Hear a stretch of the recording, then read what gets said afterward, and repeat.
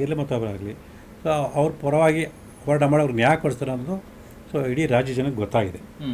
So ಹಾಗಾಗಿ ಕೆಲವೊಂದು ವಿಚಾರ ಬಂದಾಗ ಸಾಕಷ್ಟು ನನ್ನನ್ನೇ ನೇರವಾಗಿ ಮೊದಲು ಸಂಪರ್ಕ ಮಾಡಿದ್ದಾರೆ.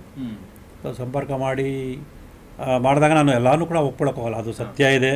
ಸೊ ಇವ್ರಿಗೆ ನಿಜವಾದ ಅನ್ಯಾಯ ಆಗಿದೆ, ಇವ್ರಿಗೆ ನ್ಯಾಯ ಸಿಗಬೇಕು ಅನ್ನೋ ನನ್ನ ಅವಶ್ಯಕತೆ ಇದೆ ಕಂಡು ಬಂದಾಗ ಅಷ್ಟೇ ಹೊರಟ ಮಾಡಿದೆ. ಯಾಕಂದರೆ ನನಗೆ ತುಂಬ ಕೆಲಸ ಒತ್ತಡ ಜಾಸ್ತಿ ಆಗಿರೋದ್ರಿಂದ. ಏನು ಮಾಡೋದು ಸರ್ ತಮ್ಮದು ಬಿಸ್ನೆಸ್ ಏನು ಸರ್? ನಾವು ದೊಡ್ಡ ಪ್ರಶ್ನೆ ಇರೋದೇನು ಅಂತ ಹೇಳಿದ್ರೆ, ಈ ಸಿದ್ದರಾಮಯ್ಯ ಅವ್ರು ಕೇಸ್ ತೆಗೆದುಕೊಳ್ಳೋ ಸಂದರ್ಭದಲ್ಲಿ ತಾವು ಕೋರ್ಟ್ ಓಡಾಟ, ಕಡತಗಳನ್ನು ತೆಗೆದುಕೊಳ್ಳೋದು, ದಾಖಲೆಗಳನ್ನು ಕ್ರೋಢೀಕರಿಸೋದು, ಅವಕ್ಕೆಲ್ಲವೂ ಕೂಡ ಸಾಕಷ್ಟು ಹಣದ ಅವಶ್ಯಕತೆ ಇರುತ್ತೆ. ಎಲ್ಲಿಂದ ಆ ಒಂದು ಅವರಿಗೆ ಎಲ್ಲಿಂದ ಬ್ಯಾಕ್ ಫೋರ್ಸ್ ಎಲ್ಲಿಂದ ಬರ್ತಾ ಇದೆ ಅನ್ನುವಂಥ ಅನುಮಾನಗಳು ಕೂಡ ಇತ್ತು. ಏನು ತಮ್ಮ ಇಲ್ಲಿ ಏನಾಗಿದೆ, ವಕೀಲರುಗಳೆಲ್ಲರೂ ಕೂಡ ನನ್ನ ಹತ್ರ ಲಕ್ಷಾಂತರ ರೂಪಾಯಿ ಫೀಸ್ ತಗೊಳ್ತಾರೆ ಹಾಗೆ ತಪ್ಪು ತಿಳುವಳಿಕೆ ಇದೆ.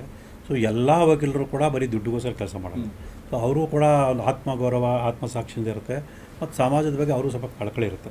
ಸೊ ನನ್ನ ಹೋರಾಟ ಪ್ರಾಮಾಣಿಕ ಹೋರಾಟ ಗಮನಿಸ್ಕೊಂಡು ಬರ್ತಕ್ಕಂಥ ಸಾಕಷ್ಟು ವಕೀಲರು ಕೂಡ ಸೊ ನನ್ನ ಹತ್ರ ಯಾವುದೇ ಫೀಸ್ ಪಡ್ಕೊಳ್ಳದೆ ಮಾಡೋದು ಉಚಿತವಾಗಿ ಸೊ ನನ್ನ ಪರವಾಗಿ ಸೊ ವಾದ ಮಾಡೋಂಥದ್ದು ಮಾಡ್ತಾರೆ. ಮತ್ತು ಕೆಲವು ಪ್ರಕರಣದಲ್ಲಿ ನಾನೇ ಒಂದು ವಾದ ಮಾಡ್ತಿದ್ದೀನಿ.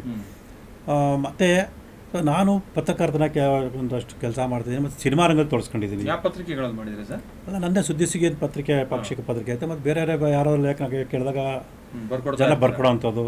ಮತ್ತು ಸಿನಿಮಾ ರಂಗದಲ್ಲಿ ಕೆಲಸ ಮಾಡ್ತಿದ್ದೀನಿ. 2 ಸಿನಿಮಾ ತಯಾರು ಮಾಡಿದ್ದೀನಿ. ಸಿನಿಮಾ ಯಾವ ಮೂವಿ ಸರ್? ಸೊ ಒಂದು 2017 ಇಸ್ವಿಲಿ ಶವದ ಮುಂದೆ ಅಂತ ಒಂದು ಸಿನಿಮಾ, 2019 ಸೂಪರ್ ಅಂತ ಮಕ್ಕಳು ಸಿನಿಮಾ ಮಾಡಿದ್ದೀನಿ.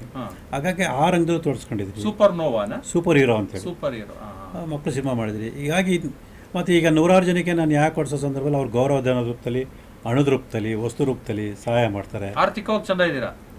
ಆರ್ಥಿಕ ಅಂತ ಸಾಕಷ್ಟು ಲಕ್ಷಾಂತರ ಸಾಲ ಇದೆ ಸರ್. ನಾನು ತುಂಬಾ ಜನಕ್ಕೆ ಕುತೂಹಲ ಇದೆ ಸರ್. ಸ್ನೇಹಮಯ ಕೃಷ್ಣರವರ ಆದಾಯದ ಮೂಲ ಏನು, ಅವ್ರದ್ದು ಹಿನ್ನೆಲೆ ಏನು ಅನ್ನುವಂಥದ್ದು. ಸರಿ, ನನ್ನ ನಿಮ್ಮ ವಾಹಿನಿ ಮೂಲಕ ಮೊದಲನೇ ಬಾರಿ ನಾನು ಹೇಳೋಂಥದ್ದು. ಸಾಕಷ್ಟು ಜನ ನನ್ನ ಪ್ರಶ್ನೆ ಮಾಡ್ತಾರೆ ಆದಾಯ ಮೂಲ ಯಾವುದಂತ. ಸೊ ನಾನು ಆದಾಯ ಮೂಲ ಯಾವುದೊಂದು ತೋರಿಸ್ತೇನೆ. ಆದಾಯ ಮೂಲ ಯಾವುದೊಂದು ಕೇಳೋರಿಗೆ ನಾನು ಒಂದು ಮನವಿ, ನೀವು ಒಂದು ಪ್ರಮಾಣ ಪತ್ರ ಮಾಡಿಕೊಡಿ. ಸ್ನೇಹ ಕೃಷ್ಣನ್ಗೆ ಎಷ್ಟು ಸಾಲ ಇದೆ ಅಂತೇಳಿ ಅವ್ರು ನಂಗೆ ದಾಖಲೆ ಕೊಟ್ಟರೆ ಆ ಸಾಲನ ತೀರ್ಸಲು ಬದ್ಧನಾಗಿದೆ ಅಂತ ಅದು ಬರ್ಕೊಬಿಡಿ. ಹೇಳ್ಬಿಡಿ ಸರ್ ಎಷ್ಟಿದೆ ಅಂತ.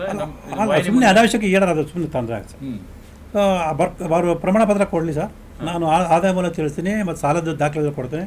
ಅವ್ರು ಸಾಲ ಎಲ್ಲ ತೀರಿಸ್ಬಿಡಿ. ಲಕ್ಷಾಂತರ ರೂಪಾಯಿ ಸಾಲ ಇದೆ ಸರ್ ನಮಗೆ. ಎಲ್ಲದೂ ಸರ್ ಪಾರದರ್ಶಕವಾಗಿ ದುಡಿದಿರುವಂಥದ್ದು. ಹೌದು ಸರ್. ಸರ್ ನಾನು 20 ವರ್ಷದ ಹೋರಾಟ ಮಾಡ್ತೀನಿ ಸರ್. ಸೊ ಇವತ್ತರೆಗೂ ಕೂಡ ಸ್ನೇಹ ಕೃಷ್ಣ ಅಕ್ರಮವಾಗಿ ದುಡ್ಡು ಮಾಡಿದ್ದಾನೆ ಅಂತೇಳಿ ಸೊ ಎಲ್ಲೂ ಕೂಡ ಒಂದು ಆರೋಪ ಮಾಡಿದ್ರು ಕೂಡ ಸಾಬೀತುಪಡಿಸೋಕ್ಕೆ ಸಾಧ್ಯನೇ ಆಗಿದೆ.